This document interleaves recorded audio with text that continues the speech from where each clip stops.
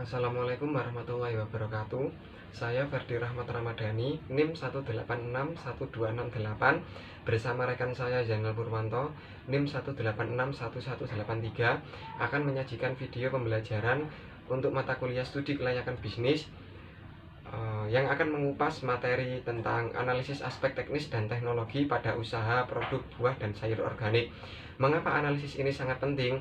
Untuk menentukan langkah-langkah dan mekanisme apa saja yang dibutuhkan perusahaan dalam melakukan proses produksi. Yang pertama yaitu lokasi bisnis. Untuk perusahaan industri mencakup dua pengertian, yakni lokasi dan lahan pabrik serta lokasi untuk bukan pabrik. Pengertian kedua menunjuk pada lokasi untuk kegiatan yang secara langsung tidak berkaitan dengan proses produksi, yakni meliputi lokasi bangunan administrasi, perkantoran, dan pemasaran. Dalam suatu bisnis, dimungkinkan dua lokasi tersebut berbeda atau berjauhan tempat. Beberapa variabel yang perlu diperhatikan untuk pemilihan lokasi bisnis dibedakan dalam dua golongan besar, yakni variabel utama dan variabel bukan utama. Penggolongan ke dalam kedua kelompok tersebut tidak mengandung kekakuan, artinya dimungkinkan untuk berubah golongan sesuai dengan ciri utama atau output dan bisnis yang bersangkutan. Poin yang pertama, ketersediaan bahan baku. Bahan baku utama yang dibutuhkan untuk menjalankan kegiatan usaha produk buah dan sayur organik ini antara lain buah organik meliputi apel hijau Malang, buah naga Banyuwangi, durian Wonosalam, mangga Gadung Probolinggo, dan lain sebagainya. Untuk produk sayur organik meliputi kentang, bawang merah, sawi hijau dan putih, kubis, tomat, wortel, dan lain sebagainya. Poin kedua, target lokasi pasar. Jombang merupakan salah satu daerah yang tempat dan lokasinya di persimpangan jalan arah Surabaya menuju Jakarta, Solo, Yogyakarta, dan juga menuju Malang. Kabupaten Jombang posisinya berbatasan sebelah utara Kabupaten Lamongan Timur. Itu Jombang memiliki luas daerah dan jumlah penduduk sebanyak 1,3 juta jiwa dengan 21 kecamatan dan 302 desa dan 4 kelurahan. Poin ketiga, ketersediaan sumber energi, air, dan komunikasi. Terkait ketersediaan infrastruktur, Jombang dinyatakan sangat siap, mulai dari akses jalan, ketersediaan energi dan listrik, hingga pengolahan limbah.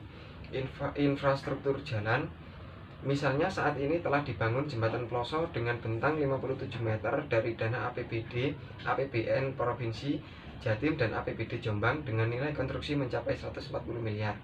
Selain itu, kedepannya direncanakan akan dibangun jalan tembus di kawasan industri. Jalan Ploso menuju Mojokerto juga akan dilebarkan menjadi 8 meter. Poin keempat, ketersediaan tenaga kerja. Tenaga ahli yang dipekerjakan untuk menunjang kelancaran usaha adalah tenaga ahli pemasaran, keuangan, SDM, dan produksi, serta seorang ahli boga yang termasuk dalam staf produksi. Sedangkan untuk tenaga biasa yang kami gunakan adalah supervisor pelayanan, karyawan staf, pramusaji, kasir, cleaning service, driver, dan tenaga serabutan. Poin kelima, ketersediaan sarana transportasi. Fasilitas transportasi ini berkaitan erat dengan pertimbangan bahan baku dan pertimbangan pasar.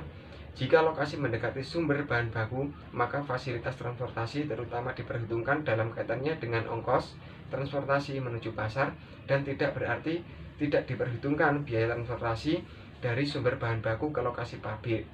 Demikian pula sebaliknya. Poin selanjutnya yaitu aspek produksi. Yang pertama, bahan dasar yang digunakan.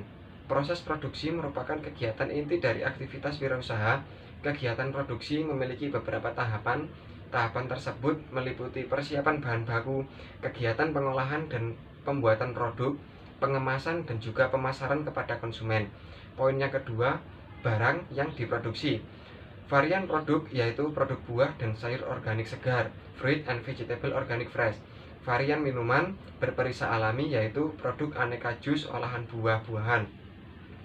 Poin yang ketiga, peralatan mesin yang digunakan.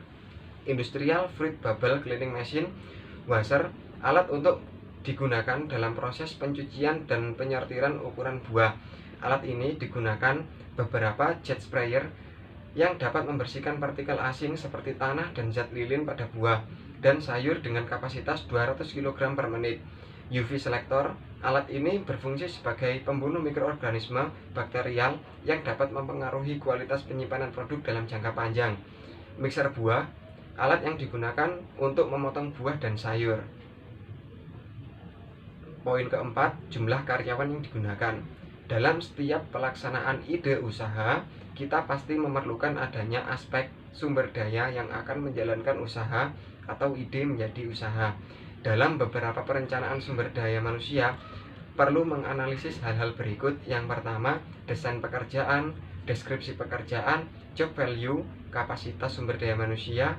Yang terakhir, rekrutmen. Proyeksi kebutuhan tenaga kerja menggunakan metode workforce analysis dilakukan dengan menghitung man-hour yang digunakan untuk memproduksi suatu barang, memproses suatu berkas, atau melayani konsumen dengan cara menghitung beban kerja total dibagi dengan persatuan barang yang diperlukan selama periode tertentu sehingga didapat beberapa jumlah tenaga kerja yang diperlukan. Terima kasih, sekian dari saya. Materi selanjutnya akan disajikan oleh rekan saya. Wassalamualaikum warahmatullahi wabarakatuh.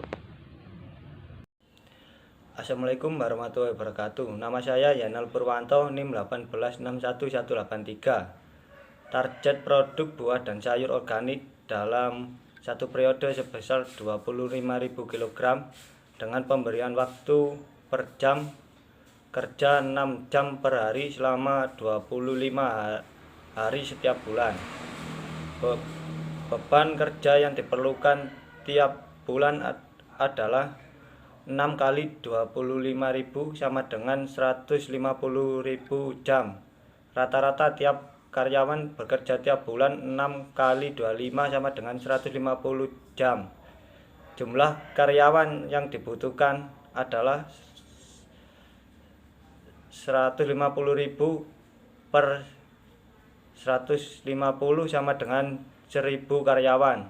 Pembagian pemasaran dan keuangan berjumlah 10 orang, bagian produksi dan mesin berjumlah 5 orang, dan karyawan adalah 1.000 orang. Tata letak atau layout adalah optimalisasi pengaturan fasilitas operasi sehingga nilai yang diciptakan oleh sistem produksi menjadi maksimum. Beberapa pola layout seperti layout fungsional, layout produk, layout kelompok, dan layout posisi tetap dapat diterapkan dalam perusahaan. Beberapa hal yang akan dicapai perusahaan dalam penilaian aspek teknik dan teknologi yaitu: pertama, menemukan lokasi yang tepat, baik lokasi pabrik, gudang, cabang maupun kantor pusat. Kedua, menemukan layout yang sesuai dengan proses produksi yang dipilih sehingga dapat memberikan efisiensi. Ketiga, menemukan teknologi yang paling tepat dalam menjalankan produksi. Yang keempat, menemukan metode persediaan yang paling baik untuk dijalankan sesuai dengan bidang usahanya. Kelima, menemukan kualitas tenaga kerja yang dibutuhkan sekarang dan pada masa yang akan datang. Berkaitan dengan pembangunan dan tata letak bangunan akan didirikan di atas tanah seluas 3.750 meter persegi, di mana luas tanah untuk mendirikan bangunan toko 1.632,4 meter persegi dan 1.000 meter persegi untuk tempat parkir. Untuk luas bangunan toko adalah 1.543,7 meter persegi. Tata letak bangunan antara lain pembangunan utama sebagai tempat penjualan, gudang, tempat parkir, ruang informasi dan penitipan, serta toilet. Sekian dari presentasi, bila ada salah kata mohon maaf. Wassalamualaikum.